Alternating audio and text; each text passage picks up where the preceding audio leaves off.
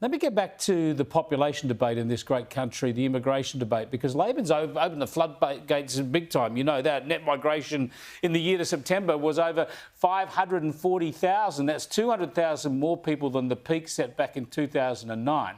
Put it into context, the increase was higher than the population of Tasmania. We added more than Tasmania in 1 year.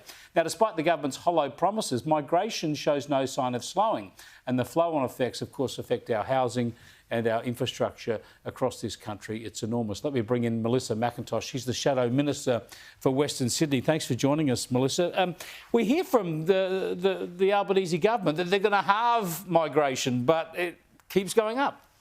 It certainly does. Thanks for having me on. And we know that over 60,000 of those people came to Western Sydney, and we always seem to bear the brunt of all the Labor government's policies. Right now, we are feeling the pain when it comes to infrastructure cuts, and you can't have population growth without it being supported by adequate infrastructure. We have a new international airport coming into Western Sydney, 5 million, up to 10 million visitors a year on top of net migration. How is Western Sydney going to handle this number of people? I want to come to the infrastructure problems in a moment, but first up, the fact that the government says it wants to halve migration is obviously a concession that there's too much now. They're obviously admitting it's a problem, that we've got too many coming in, but having said they're going to halve it, why no action? Well, they seem to be unable to make good on that pledge. Well, exactly. How are they going to do this? That's a big question. But when it comes to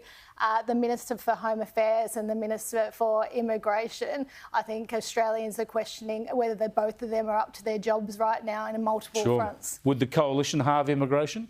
I think the coalition believes right now we should be slowing down immigration when we have a housing crisis, we have a cost of living crisis. I go out into my community every day and right across Western Sydney, people on double incomes are lining up at food banks.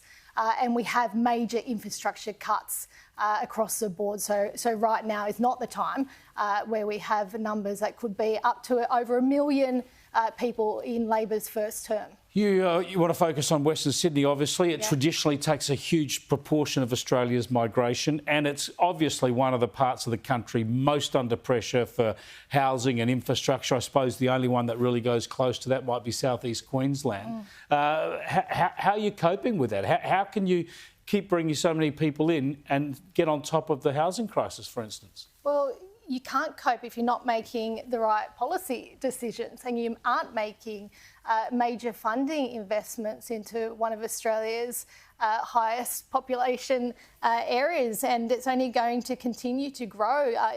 There's no way that it can't do that when we have a major international airport.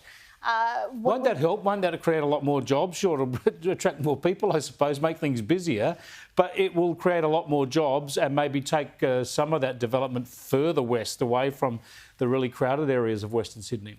Yeah, but we only had around 10,000 housing approvals in the last financial year. So housing isn't keeping up. And as I said, infrastructure is definitely not keeping up. People are driving on major roads that have potholes right now. And these roads are meant to support major international freight in only 2 years' time. You feel it's all coming to a crunch, don't you? We're just we're heading for troubled times, I think, because it's very difficult, as you say, right now. And with all these settings, it's only going to get worse. Thanks for joining us.